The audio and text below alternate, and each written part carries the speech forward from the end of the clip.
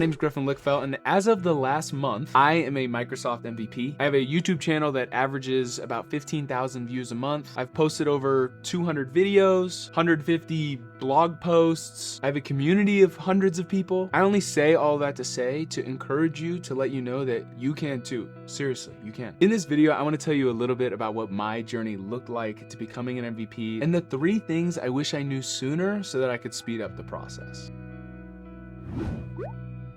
Thank you so much for being on this week's episode of Power Talks, the solo episode hosted by me and myself and I. I will just say, first off, if you are whether creating or wanting to start creating and you have a blog or a channel or a group, drop a link in the comments down below to the thing that you're doing to share a little bit more about yourself. And it could be as simple as your LinkedIn.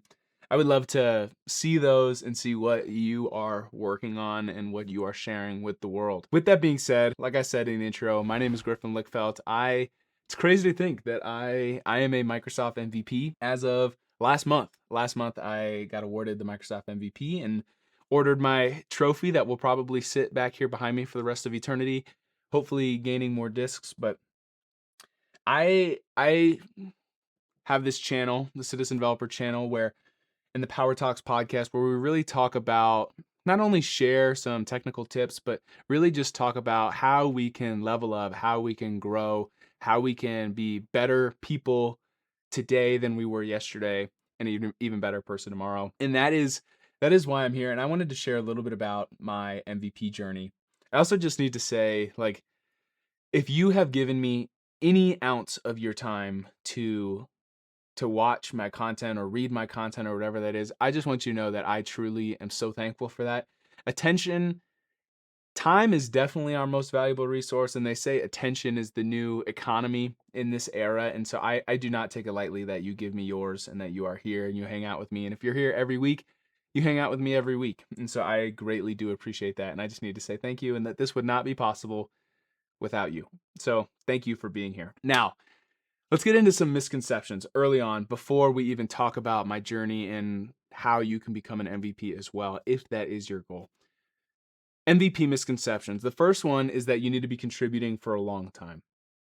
So for myself, I basically started creating, sharing what I was learning on LinkedIn and started on YouTube about 2 years ago at this point.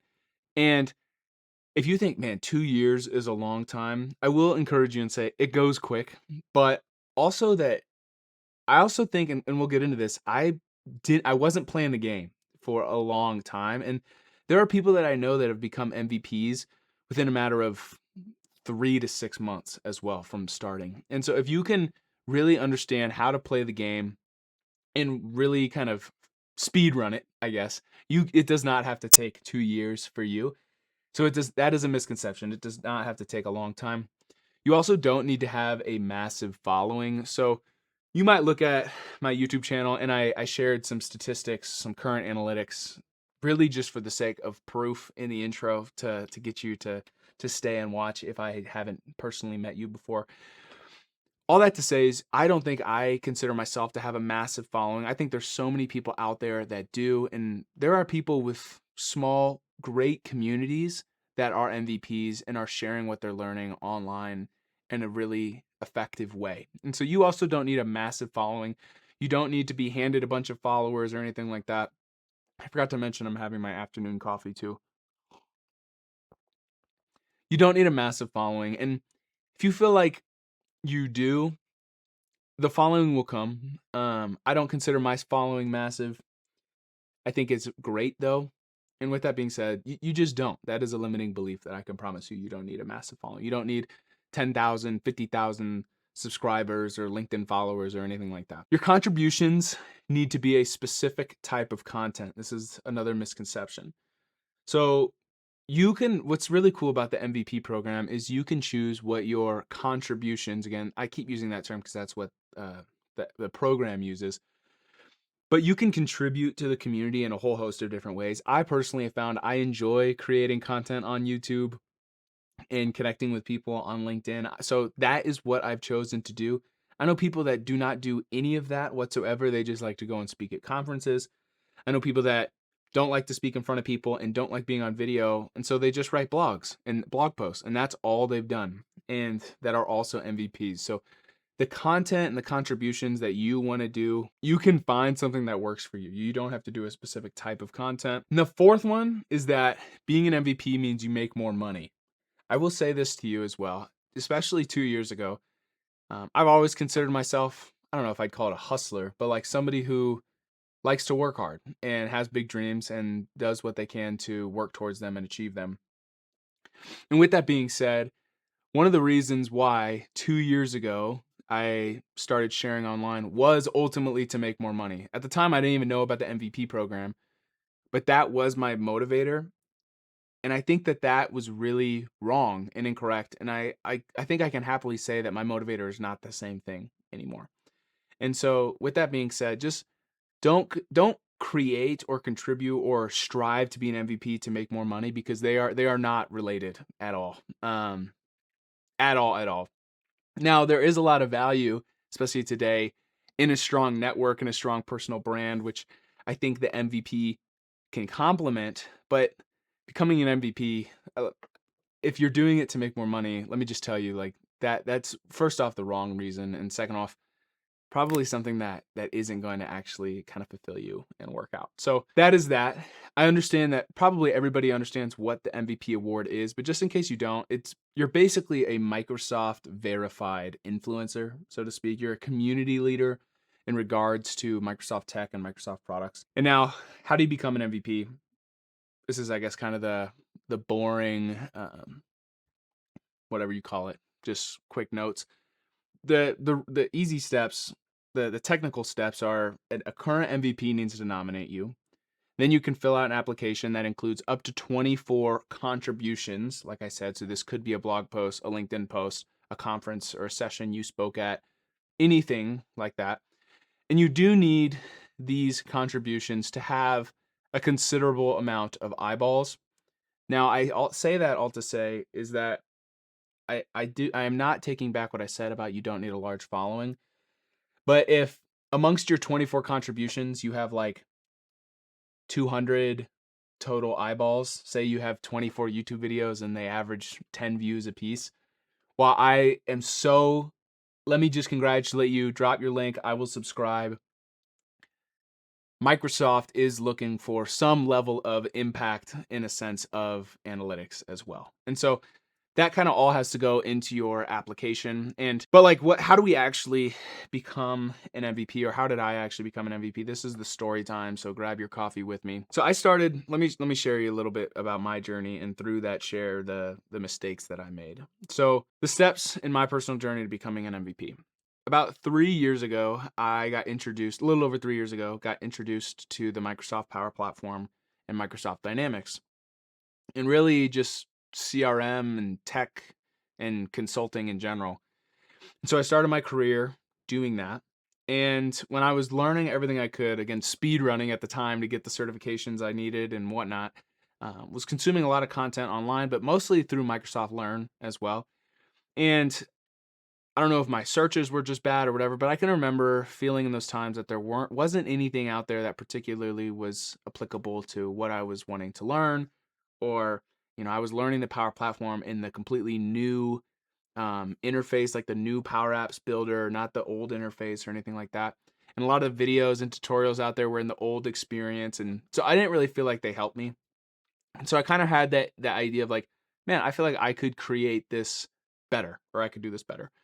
And I definitely had an itch to get into YouTube content as well around that same time. I just enjoyed watching YouTube and kind of, I guess, I don't know, I wouldn't say I always desired it, but I just thought it was cool and interesting. And I reached out to a current MVP who's a great friend and mentor of mine, and who worked at the company I worked at. And we started meeting regularly, at least once a month, if not sooner. And I just tried to ask him as many questions about what his journey looked like, and he created content on YouTube as well, like what that looked like for him, the advice he'd have for me, how to set up my website, how to search engine optimize my YouTube videos, and all sorts of stuff like that. It took me still a while from learning all this knowledge, and this is my first mistake, is I got into this place where I had like an education paralysis. I felt like that I had to know everything there was to know about YouTube, about Microsoft Tech, about all the new wave release updates, about everything in the industry before I could start sharing what I was learning online. And let me just tell you, that is not true. A piece of advice I'd heard through, I don't even remember where, that no matter where you are in your journey, sharing what you're learning is perfect for the person who is a year or 2 years behind you. So for me, say, like I said, I'm 3 years into this, 3.5 years into this.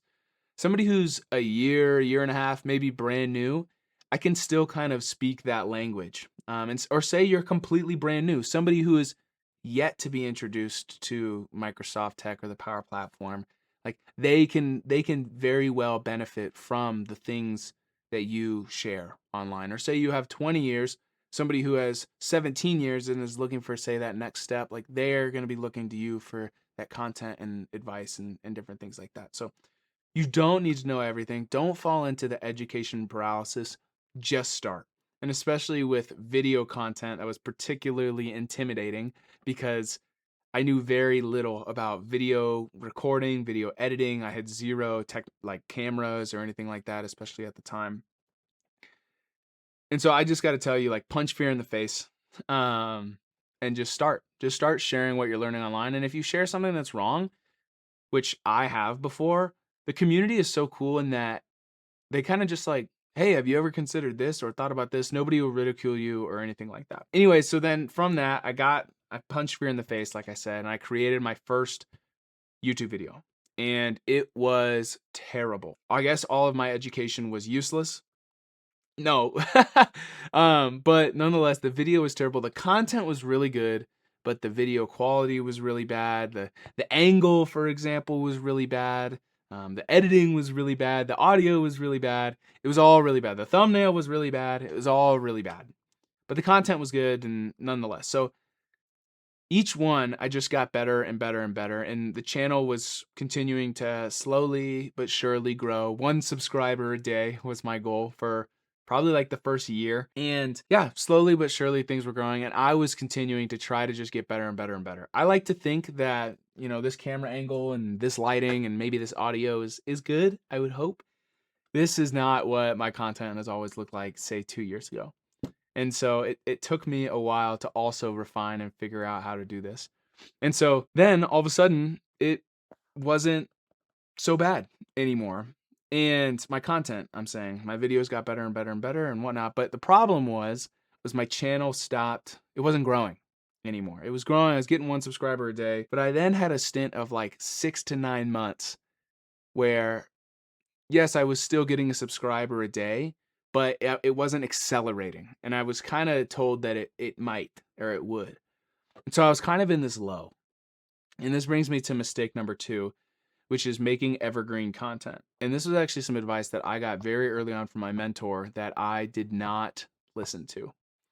And so specifically around this time when I was creating content, Microsoft Copilot was just announced and was blowing up. And there was so much news coming out around Microsoft Copilot, and I had a couple videos do very, very well. And because I was so focused on having another video that did really well, I started creating almost like news information. I was making stuff that would not be relevant in 2 months. So I was making videos about Copilot at that point in time that today especially are no longer relevant. So this idea of evergreen content, which I understand with tech and software, everything is constantly going to evolve and change, but there are things you can do and talk about that are more evergreen than other things.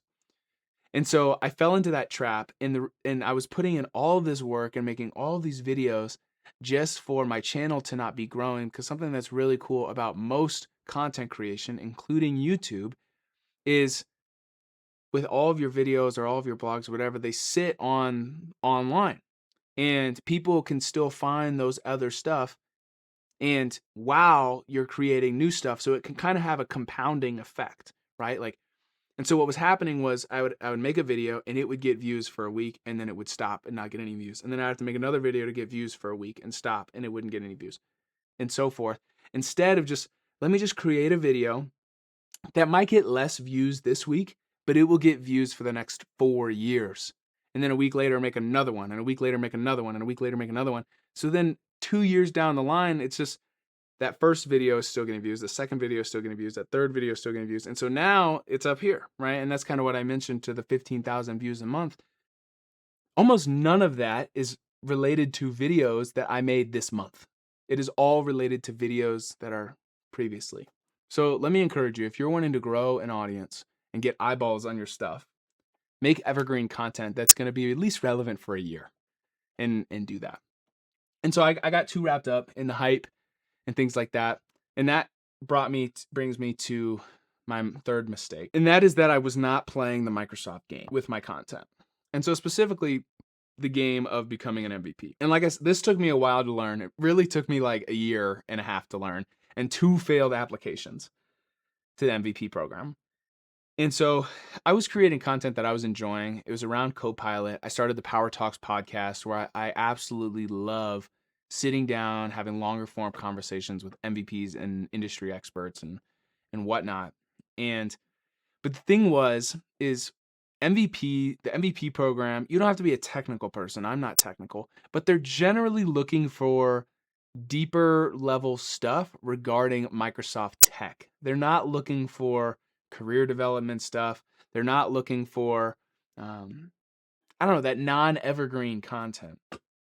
And so in my applications, the 2 previously that I got denied with, my content wasn't very tutorial focused or it was very scattered. It was some Power Apps, it was some Copilot Studio, some career development, and some of this and some of that and some of this and whatnot, right? But I realized I need to start making evergreen content around one specific avenue. And whether that is Power Automate or business apps or Power Pages, or in my example, Copilot Studio. So after I got that second denied application, I was like, all right, let's go back to the drawing board. And for the next 6 months, this was kind of around the time where I'd started to realize this as well. But I was like, all right, for the next 6 months, I'm going to continue to create the Power Talks podcast, but they wouldn't necessarily be a part of my contributions to the MVP program.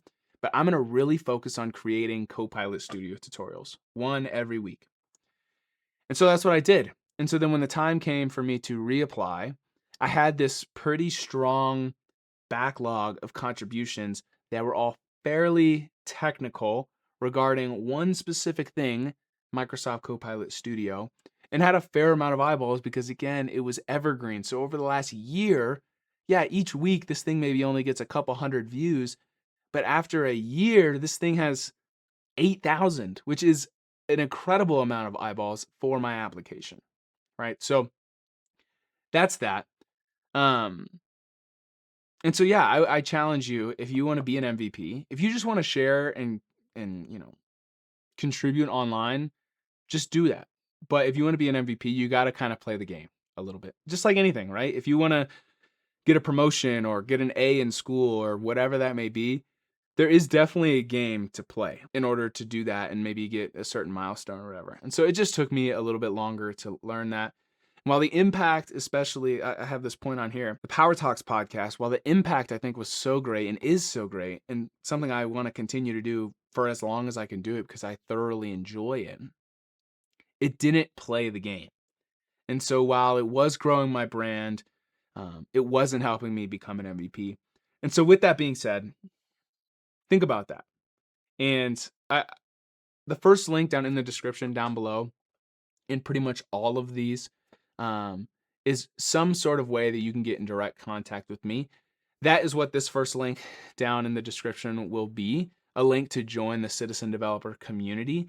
And in there will be all sorts of resources that are available. Some of these are content creation things. Some of these are Copilot Studio tips. Some of these are career development tips. Some of these are links to gear that I use.